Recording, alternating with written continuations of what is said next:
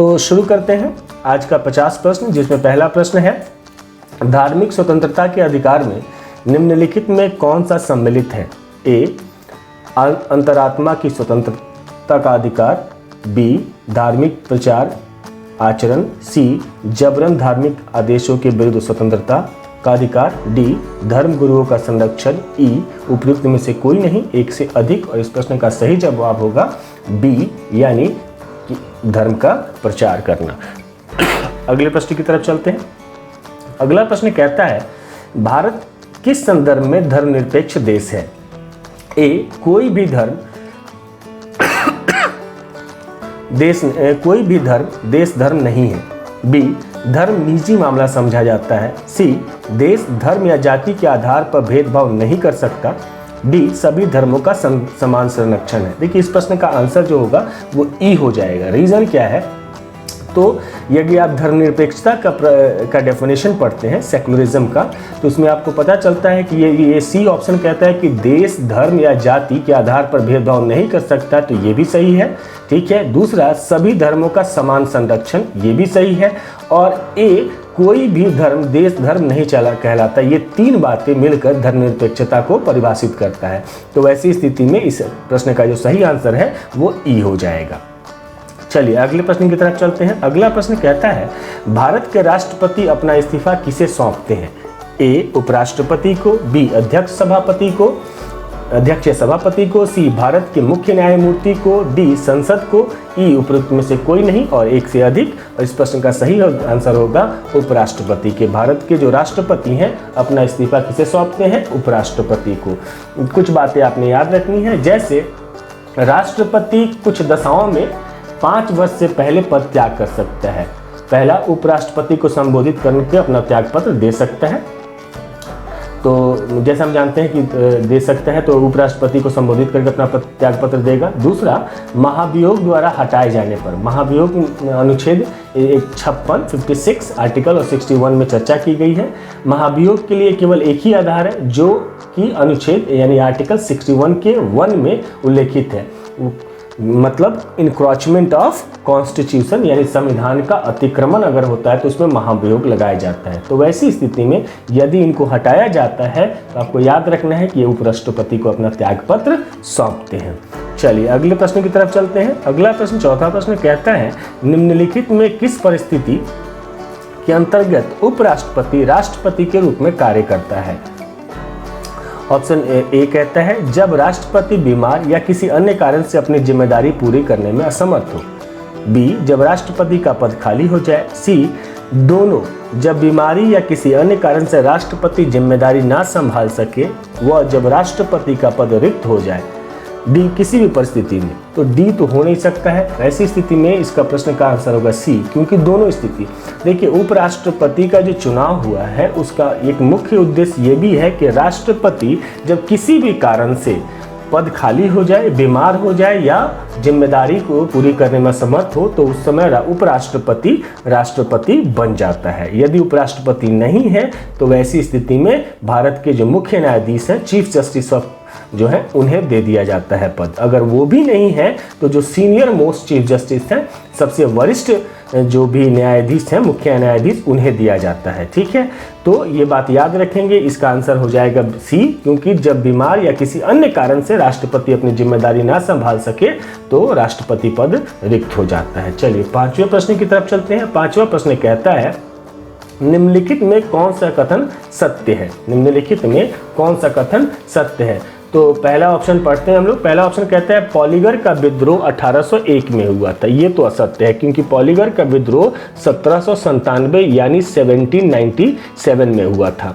तो ये पहली बात असत्य हो गया। दूसरा, पॉलीगर का विद्रोह का नेतृत्व पंडित कट्टावामन ने किया था। ये भी असत्य है, क्योंकि इसका जो था वो बेसिकली जो किया था वो दुर्गजंग सिंह किए थे। एक दुर्जन का मतलब दुर्जन, एक दुर्जन नामक व्यक्ति थे, दुर्जन जन सिंह, इन्होंने ही किया था। तो ये दोनों गलत हो जाते हैं। वैसी स्थिति में ये भी गलत है, ये भी गलत है, सत्य नहीं है। पाइका विद्रोह का नेतृत्व बिरसा मुंडा ने किया था। ये भी गलत हो जाता है, क्योंकि ये तो बख्शी जगमोहन ने किया था, ध्यान रखेंगे। तो ये भी गलत हो गया। तीसरा, अब आइए, बघेरा विद्रोह 1818 में हुआ था, 1818 में ये भी गलत हो जाता है क्योंकि 1857 में हुआ था। ऐसी स्थिति में आपका आंसर हो जाएगा ई।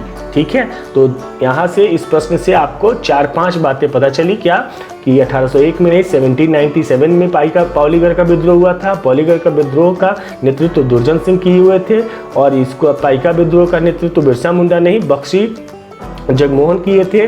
बघेरा का जो विद्रोह था वो 1857 में है, तो इस प्रश्न का आंसर हो जाएगा ई, उपयुक्त में कोई नहीं। चलिए अगले प्रश्न की तरफ चलते हैं। छठा प्रश्न कहता है, भारत की जनसंख्या वृद्धि में योगदान देने वाले मुख्य कारक क्या है?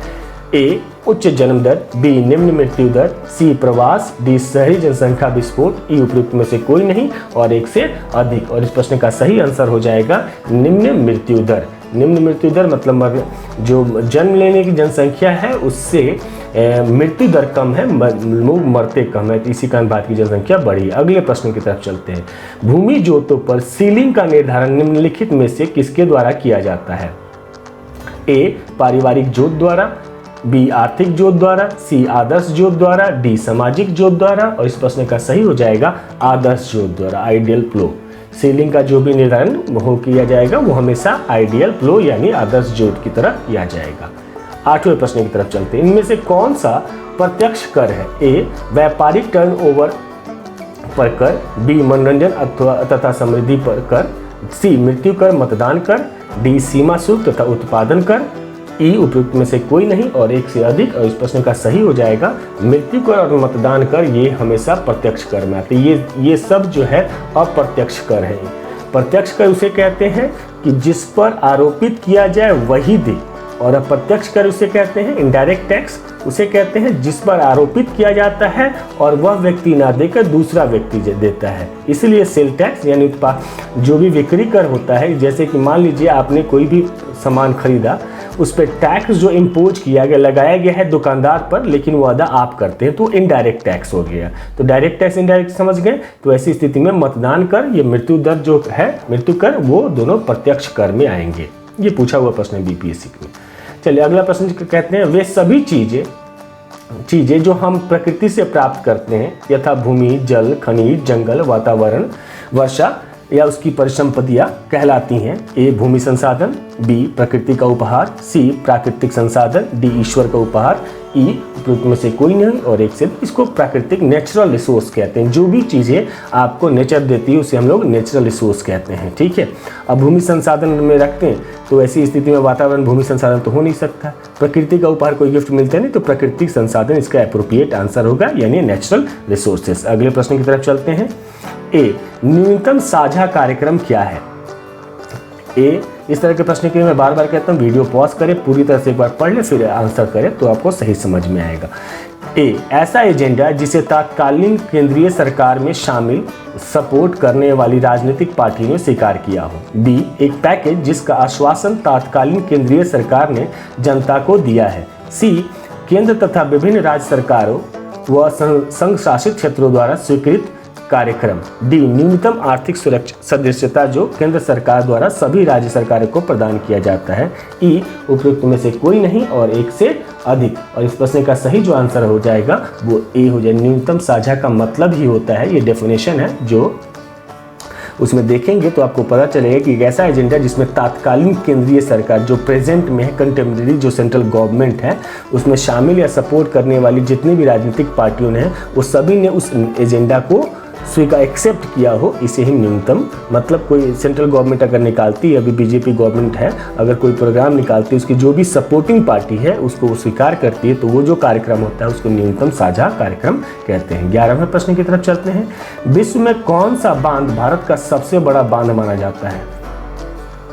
भाखड़ा बांध, हीराकुंड बांध, सी, राणा प्रताप सागर, डी, गांधी सागर बांध, ई, उपयुक्त में से कोई नहीं तो एक से अधिक। और इसका आंसर हो जाएगा हीराकुंड बांध, जिसको हम लोग विश्व में सबसे बड़ा बांध। ऐसे विश्व का सबसे बड़ा बांध जो है कंक्रीट है, ग्रांड कूली बांध जिसको कोलंबिया नदी पे बना हुआ है, अमेरिका में है। और भारत का सबसे लंबा बांध हीराकुंड बांध है जो महानदी ओडिशा पर है। ये महानदी ओडिशा पे है। और अगर विश्व में पूछे तो याद रखना है कंक्रीट बांध है, कंक्रीट डैम है जिसको ग्रांड कूली डैम के नाम से जाना जाता है। ये कोलंबिया रिवर पे है। ठीक है, अगले प्रश्न की तरफ चलते हैं। 12 नंबर प्रश्न, भारत का निम्नांकित में से कौन सा राज्य बॉक्साइट का मुख्य उत्पादक है? ए झारखंड, बी गुजरात, सी मध्य प्रदेश, डी बिहार, ई उपयुक्त में से कोई नहीं और एक से अधिक। इसका आंसर हो जाएगा झारखंड। झारखंड में बॉक्साइट का मुख्य उत्पादक देश है।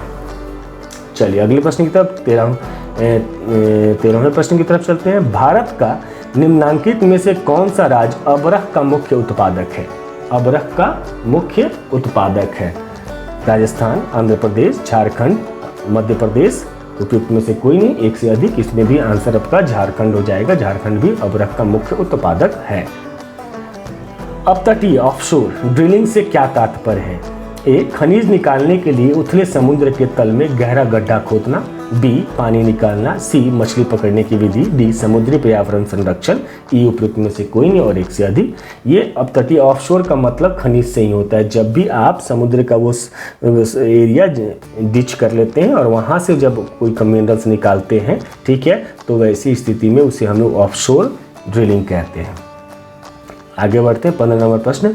भूमि का वह जलमग्न हिस्सा जो महाद्वीप के समीपस्थ हो और 600 फीट से ज़्यादा गहरा ना हो क्या कहलाता है?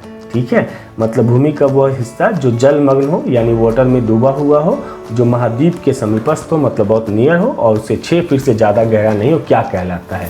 ए महाद्वीपीय शेल्फ, बी महाद्वीपीय टापू, सी प्रवाल द्वीप, डी एस्चुअरी, ई उपयुक्त में से कोई नहीं और एक से अधिक। और इस प्रश्न का सही आंसर हो जाएगा ये होता है कॉन्टिनेंटल शेल्फ यानी महाद्वीपीय शेल्फ। ठीक है, अगले प्रश्न की तरफ चलते हैं। अगला प्रश्न कहता है पहाड़ी क्षेत्र से नीचे की ओर बहने वाली नदी द्वारा काटी गई गहरी घाटी कहलाती है?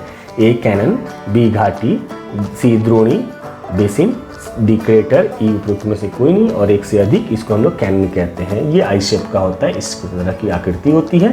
नदियाँ आती हैं और काट काट के अपना रास्ता बना लेती हैं। यदि आप भारत में 3 नदियों का नाम लेते हैं, यहाँ पे इंडस हो गया, सिंधु नदी, ब्रह्मपुत्र और गंगा अगर देखते हैं तो ये लोग ब्रह्मपुत्र हो गए, इंडस हो गए और सतलज, ये 3 नदियाँ ने रास्ता काट कर कैनन बनाते हुए यहाँ पर आए हैं। तो ठीक है, कैनन बेसिकली ये लोग जो है आई शेप की गार्ज का निर्माण करते हैं और वही गार्ज जब ज़्यादा गहरा होता है तो कैनन होता है। ब्रह्मपुत्र जो है वो कैनन बनाकर भारत में एंटर किया हुआ है और सभी ने दोनों जो पहाड़ को काटा है उनको उन लोग गार्ज कहते हैं।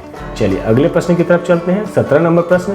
भारत में आने से पहले आर्य कहाँ रहते थे? कैस्पियन सागर के आसपास के क्षेत्र में, बी रूस में, सी यूरोप में, डी जापान में, ये उपयुक्त में से कोई नहीं और एक से अधिक। इस प्रश्न का सही होगा कैस्पियन सागर के आसपास के क्षेत्र में रहा करते थे। ठीक है, ये हमेशा याद रखिएगा, एल्पस माउंटेन का आसपास का क्षेत्र है।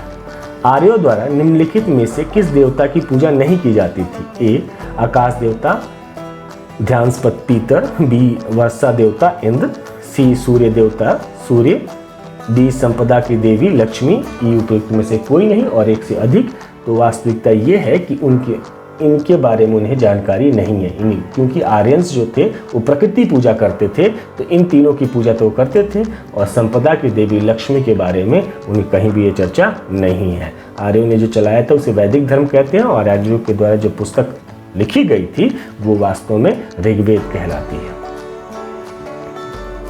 चलिए, वित्त आयोग के अध्यक्ष कौन नियुक्त करता है? ए प्रधानमंत्री, बी राष्ट्रपति, सी मुख्य न्यायाधीश, डी उपराष्ट्रपति, ई में से कोई नहीं और एक से अधिक। तो ये राष्ट्रपति द्वारा होता है प्रधानमंत्री के सलाह पर। प्राचीन भारत का महान विधि निर्माता कौन माना जाता है? ए पाणिनि, बी मनु, सी कौटिल्य, डी व्यास, ई उपयुक्त में से कोई नहीं और एक से अधिक। तो ये मनुस्मृति जो 180 BC के आसपास लिखी गई थी, ये माना जाता है कि हमारी विधि के मतलब ये लॉ बुक है, जैसे महाभारत वगैरह भी ठीक है लॉ बुक्स में आते हैं। तो इसमें सबसे महान विधि निर्माता मनु थे। ठीक है, ये पुष्यमित्र शुंग के दरबार में थे, उन्हीं के समय में इन्होंने लिखा था। समुद्र पृथ्वी की सतह का लगभग 10% भाग घेरे हुए, 50, 60, 70, 80 उपयुक्त में से कोई नहीं, एक से अधिक। सबको पता है, सी एक हम लोग कहते हैं कि 1/3 हिस्सा घेरे हुए हैं, मतलब 75% भाग ये घेरे हुए हैं। चलिए, रुपए का सिक्का भारत में पहली बार किसके शासनकाल में ढाला गया? A Shah Jahan, B Sher Shah Suri, C east India company, D Razia Begum, E उपयुक्त में से कोई नहीं और एक से अधिक, तो शेरशाह सूरी जो कि बिहार में शासन किया करते थे, उनका मकबरा भी बिहार में ही है, ठीक है। तो उनके समय में ही पहली बार ये सिक्का ढाला गया था। सासाराम में मकबरा इनका। 23 नंबर प्रश्न की तरफ चलते हैं। भारत के किस राज्य की सीमा केवल एक भारतीय राज्य से मिलती है? अरुणाचल प्रदेश, मिजोरम, सिक्किम, असम, ये उपयुक्त में से कोई नहीं और एक से अधिक। और इस प्रश्न का जो सही आंसर होगा वो सिक्किम। सिक्किम का अगर आप देखेंगे तो एक ही हिस्सा भारत की तरफ आता है और बाकी सभी हिस्सा जो है उधर नेपाल और इधर आप भूटान की तरफ टच करता है। ऊपरी हिस्सा है ये सिक्किम यहाँ पर है और इधर नेपाल होगा और इधर आपका भूटान होगा। नीचे का हिस्सा ये टच करता है भारत की तरफ, तो ये ध्यान दीजिएगा, ठीक है। अगले प्रश्न की तरफ चलते हैं। अगला प्रश्न कहता है 24 कि मनुष्य के शरीर के शरीर में सबसे छोटी ग्रंथि कौन सी है? ए लीवर, बी थायराइड, सी पिट्यूटरी, डी लार ग्रंथि, ई उपयुक्त में से कोई नहीं और एक से अधिक। और इसका है पिट्यूटरी जो है सबसे छोटी ग्रंथि है। 25 नंबर KLM एयरलाइंस डैश देश से संबंधित है? A Kuwait, B Netherlands, C Japan, D Indonesia, उपयुक्त में से कोई नहीं और एक से अधिक। तो यह जो है नीदरलैंड की एयरलाइंस को KLM एयरलाइंस कहते हैं। गौतम बुद्ध की मृत्यु कहाँ हुई थी? ए लुम्बिनी में, बी श्रावस्ती में, सी कुशीनगर में, डी बोध गया में, ये उपयुक्त में से कोई नहीं और एक से अधिक। बहुत प्रसिद्ध क्वेश्चन है ये। सी गौतम बुद्ध, बिहार के लिए गौतम बुद्ध साहब बहुत इंपॉर्टेंट है, इनसे प्रश्न बनता ही है। लक्षद्वीप की राजधानी इनमें से कौन सी है? ए मार्डे, बी मिनिकॉय, सी कावारती, डी कच्चा टेबू, ई उपयुक्त में से कोई नहीं और एक से अधिक। और इस प्रश्न का सही आंसर हो जाएगा कावारती जो है लक्षद्वीप की राजधानी है। फ्रांसीसी क्रांति किस वर्ष शुरू हुई थी? ए 1770 ईस्वी में, बी 1788 ईस्वी में, सी 1789 ईस्वी में, डी 1750 ईस्वी में, ये उपयुक्त में से कोई नहीं और एक से अधिक। तो फ्रांसीसी क्रांति कब हुई थी? सी 1789 में। फ्रांसीसी क्रांति का विश्व के इतिहास में बहुत इंपॉर्टेंट है। उस समय जो राजा थे वो लुई 16 थे। 16 में 14 जुलाई 1789, 14 जुलाई 1719 को ये हुआ था। उस समय की बात है कि बास्टील एक जगह है, उसमें जो जेल था उसके दरवाजे को वहाँ के जो प्रिजनर्स थे, कैदी थे, उन्होंने तोड़ दिया और तब क्या हुआ कि इस राज्य क्रांति की घोषणा की गई है। तब से याद रखिएगा फ्रांस का जो राष्ट्रीय नेशनल डे होता है, राष्ट्रीय दिवस जो होता है 14 जुलाई को मनाया जाता है। हम लोग 15 अगस्त को मानते हैं, वो लोग 14 जुलाई को मनाते हैं। चलिए अगले प्रश्न की तरफ 29 नंबर। ये भी बहुत इंपॉर्टेंट प्रश्न है। नेपोलियन बोनापार्ट निवासी था इटली का, ब्रिटेन का, जर्मनी का, फ्रांस का, ये उपयुक्त में से कोई नहीं एक से अधिक। और इस प्रश्न का आंसर हो जाएगा नेपोलियन बोनापार्ट कहाँ के थे? फ्रांस के थे। नेपोलियन बोनापार्ट फ्रांस के निवासी थे। आधुनिक फ्रांस का निर्माता कहा जाता है इनको। उन्होंने सबसे पहले इंग्लैंड को बनियों का देश कहा था। कई बार पूछा गया है कि किसने इंग्लैंड को बनियों को देश कहा था, तो ये नेपोलियन बोनापार्ट ही थे जिन्होंने कहा था कि इंग्लैंड एक बनियों का देश है, कंट्री ऑफ बिजनेसमैन। सरकारिया आयोग, इस प्रश्न को ध्यान से पढ़ें। सरकारिया आयोग ने मुख्यमंत्री को चुनने में राज्यपाल को निम्नलिखित में कौन से सिद्धांत सुझाए थे? ये एक बात याद रखिएगा, 1983 में सरकारिया आयोग जो है का रिपोर्ट बनाने को कहा गया था और 1988 में इन्होंने अपना रिपोर्ट दिया था। तो ये बात आपको याद रखनी है, ठीक है, कि 83 में इनको दिया गया था बनाने के लिए और इन्होंने अपने कब पेश किया था? 88 में। बहुत बार ये पूछा हुआ प्रश्न है सरकारिया कमीशन। चल, ये सरकारिया कमीशन बेसिकली रिलेटेड है किससे? सेंट्रल गवर्नमेंट और स्टेट गवर्नमेंट के रिलेशनशिप, मतलब केंद्र सरकार और राज्य सरकार का। चलिए, जिस दल को या दलों के गठबंधन को विधानसभा में सर्वाधिक समर्थन प्राप्त हो उसे ही सरकार बनाने के लिए निमंत्रण देना चाहिए, ये सिद्धांत सुझाया था। सही बात है। राज्यपाल का यह काम है कि सरकार बन जाए, यह सुनिश्चित करे, ये भी सही है। यदि एक ही दल का स्पष्ट बहुमत हो तो उसके दल के नेता को बिना कुछ सोचे मुख्यमंत्री बनाने के लिए आमंत्रित किया जाए, ये भी सही है। अगला प्रश्न कहता है, डी कहता है, कोई नेता बहुमत होने का दावा करता है तो उसके राज्यपाल के सम्मुख विधायकों का परेड करना चाहिए। इस बात से नहीं, लेकिन 3 आपका सही हो चुका है। ये ऐसी स्थिति में ई आपका सही हो चुका जाएगा। मास्को में हुए 1980 के ओलंपिक खेलों के बहिष्कार में अग्रता किस देश ने की थी? ए ग्रेट ब्रिटेन, बी चीन, सी संयुक्त राज्य अमेरिका, डी दक्षिण अमेरिका, ई उपरोक्त में से कोई नहीं और एक से अधिक। और इस प्रश्न का जो सही आंसर है वो सी है, यूएसए संयुक्त राज्य अमेरिका ने इसका बॉयकट किया था, बहिष्कार किया था जो मास्को में ओलंपिक हुआ था। अगले प्रश्न की तरफ चलते हैं।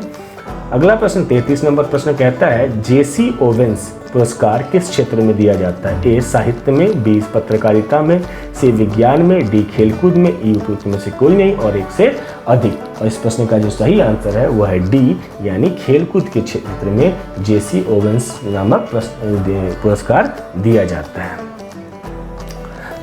34 नंबर, भारत के साथ जिन्होंने सर्वप्रथम व्यापार का संबंध बनाया था वे थे डच, अंग्रेज, पुर्तगाली, फ्रांसीसी, उपयुक्त में से कोई नहीं, एक से अधिक। और इस प्रश्न का सही हो जाएगा पुर्तगाली लोग जो कि 1498 में आए थे। किसके रास्ते? वास्को डी गामा आए थे। कौन से रास्ते से? केप ऑफ गुड होप से होकर कालीकट के एक बंदरगाह है कप्पक डाबू, उसी बंदरगाह पे ये पहुंचे थे। कप्पक डाबू बंदरगाह पे इन्होंने व्यापार करना शुरू किया था पहली बार। ठीक है, तो पहला इसका आंसर हो जाएगा पुर्तगाल। फ्लोरेंस नाइटिंगेल का नाम किस युद्ध से संबंधित है? प्रथम विश्व युद्ध से, द्वितीय विश्व युद्ध से, क्रीमियन के युद्ध से, लाइपजिंग के युद्ध से, ई उपयुक्त में से कोई नहीं और एक से अधिक। तो ये जो संबंध है वो क्रीमियन के युद्ध से संबंध है। चलिए अगले प्रश्न की तरफ चलते हैं। पृथ्वी का ध्रुवीय व्यास उसके विषुवतीय व्यास से कितना कम है? ए 25 किलोमीटर, बी 80 किलोमीटर, सी 42 किलोमीटर, डी 30 किलोमीटर, ई उपयुक्त में से कोई नहीं और एक से अधिक। तो 42 किलोमीटर ध्रुवीय व्यास से 42 किलोमीटर कम है ध्रुवीय व्यास से, ये याद रखना है। ये गलत है, गलती से लग गया। सी 42 किलोमीटर। 37 जालियांवाला बाग की दुर्घटना कब हुई थी? 1928 में, 1919 में, 1946 में, 1942 में, ई उपयुक्त में से कोई नहीं और एक से अधिक। तो ये 13 अप्रैल 1919 को हुई थी। इसका आंसर हो जाएगा बी, याद रखना है। जालियांवाला बाग हत्याकांड अमृतसर में हुआ था। वहाँ पे दो व्यक्ति थे, एक डॉक्टर सत्यपाल थे और सैफुद्दीन किचलू। इन्हीं की गिरफ्तारी हुई थी। इस गिरफ्तारी के विरोध में लोग इकट्ठे हुए।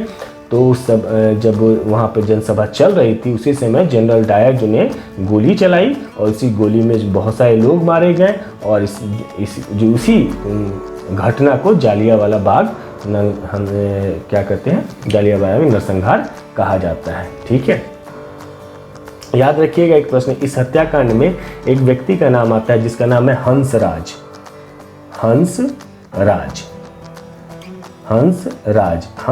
ने जनरल डायर को सपोर्ट किया था भारतीयों के विरुद्ध। अगला प्रश्न, पानीपत का प्रथम युद्ध किनके बीच लड़ा गया था? ए शेरशाह सूरी अकबर, बी हुमायूं इब्राहिम लोदी, सी बाबर इब्राहिम लोदी, डी बाबर राणा सांगा, ई उपयुक्त में से कोई नहीं और एक से अधिक। तो इस प्रश्न का सही आंसर हो जाएगा सी, यानी बाबर और इब्राहिम लोदी के बीच पानीपत का प्रथम युद्ध हुआ था। ये याद रखिए 21 अप्रैल 1526 को इब्राहिम लोदी और बाबर के बीच युद्ध हुआ था ये, जिसमें बाबर जीता था। 39 नंबर प्रश्न, भारतीय पटल पर आर्य लगभग डैश के बीच उभरे? 2000 से 1500 ईसा पूर्व BC, 3100 से 2400 ईसा पूर्व, 300 से 250 ईसा पूर्व, 322 से 150 ईसा पूर्व, ई उपयुक्त में से कोई नहीं और एक से अधिक। इस प्रश्न का सही आंसर हो जाएगा ये, इसमें अप्रोप्रिएशन यही दिया गया है। ऐसे टेन्योर लोग बताते हैं जो 2250 से लेकर 1750, इसका एक्चुअल टेन्योर कहते हैं आर्यंस का लगभग का। अब लेकिन इसमें अप्रोप्रिएशन के अनुसार चलेंगे आप 2000 से लेकर 1500 से चलेंगे, 2000 से 1500 को ही आप मान के चलिए इस आंसर को। ठीक है, अगले प्रश्न की तरफ चलते हैं। अगला प्रश्न कहता है,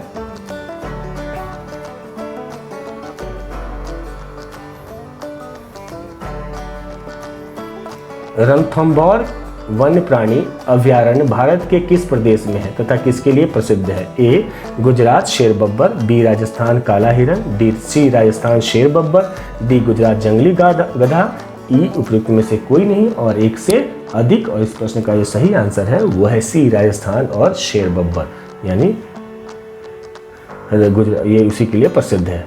42 नंबर, बांग्लादेश का नाम क्या है? सॉरी एक प्रश्न छूट गया। विश्व की सबसे ऊंची मुक्त रूप से खड़ी हुई संरचना कौन सी है? A Eiffel tower, B leaning tower of Pisa, C young tower, D Qutub Minar, E उपरोक्त में से कोई नहीं और एक से अधिक। इस प्रश्न का सही CN टावर जो है सही आंसर हो जाएगा। ये विश्व की सबसे ऊंची मुक्त रूप से खड़ी हुई है। बांग्लादेश की संसद का क्या नाम है? जातीय संसद, मजलिस, पीपुल्स काउंसिल, राष्ट्रीय असेंबली, ई उपरोक्त में से कोई नहीं, एक से अधिक। और इस प्रश्न का सही आंसर हो जाएगा जातीय संसद। बांग्लादेश की संसद का नाम क्या है? जातीय संसद। बांग्लादेश का सृजन कब हुआ था? 1970 में, 1971 में, 1972 में, 1973 में। ई उपरोक्त में से कोई नहीं और एक से अधिक। मुझे लगता है कि इसमें से कोई नहीं भूल सकता है कि 1971 में बांग्लादेश का सृजन हुआ था, जिसमें भारत ने अहम भूमिका निभाई थी। ये भारत ही था जिसने पाकिस्तान को हराया था। कहते हैं उस समय 90,000 सैनिकों को, पाकिस्तानी सैनिकों को हम लोग कैद करके यहाँ ले आए थे। इंदिरा गांधी की सरकार थी उस समय और उसी समय बांग्लादेश को हम लोगों ने स्वतंत्र कराया था।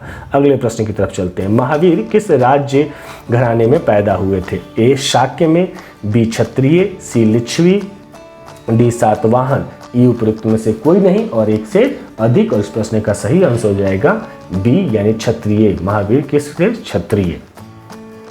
मानसून का कारण है हवाओं का मौसमी उत्क्रमण, बी पृथ्वी का परिक्रमण, सी बादलों की गति, डी तापमान में वृद्धि, ई उपरोक्त में से कोई नहीं और एक से अधिक। इस प्रश्न का सही होगा हवाओं का मौसमी उत्क्रमण। मानसून का मतलब ही मौसम होता है और ये एक अरबी शब्द है, याद रखेंगे।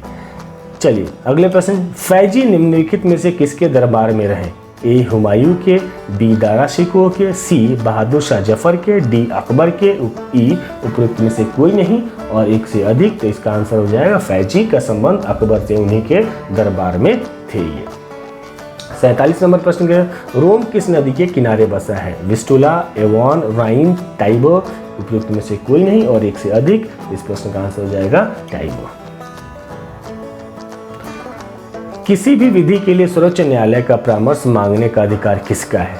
ए राष्ट्रपति, बी उच्च न्यायालय का, सी राज्यपाल का, डी संसद का, ई उपरोक्त में से कोई नहीं और एक से अधिक। तो ये राष्ट्रपति हैं जो किसी भी विधि के लिए सर्वोच्च न्यायालय का परामर्श मांगने का अधिकार उनको है और वो बाध्य नहीं है कि मानना ही पड़े। चलिए 49। अल्फ्रेड नोबेल बर्नहार्ड जिसके नाम से नोबेल पुरस्कार दिया जाता वो एक इंजीनियर थे, बी केमिस्ट थे, सी ए और बी दोनों, डी डॉक्टर, ई उपरोक्त में से कोई नहीं और एक से अधिक। तो वो एक इंजीनियर थे। ठीक है, उन्होंने बड़े सारे आविष्कार भी किए थे। डायनामाइट उन्हीं का आविष्कार है, इनके नाम पे नोबेल पुरस्कार दिया जाता है। 50 नंबर जो आज का अंतिम प्रश्न है। पृथ्वी की अपेक्षा चंद्रमा का द्रव्यमान कितना है? ए 1/4, बी 1/80, सी 1/100, डी 1/60, ई उपरोक्त में से कोई नहीं और एक से अधिक। और इस प्रश्न का जो सही आंसर है वह है बी 1/80 पृथ्वी का द्रव्यमान है। तो दोस्तों आज का ये 50 प्रश्न है, यही खत्म होता है। आज के लिए धन्यवाद। चलिए अगले वीडियो में मिलते हैं अगले 50 प्रश्न के साथ। Thank you.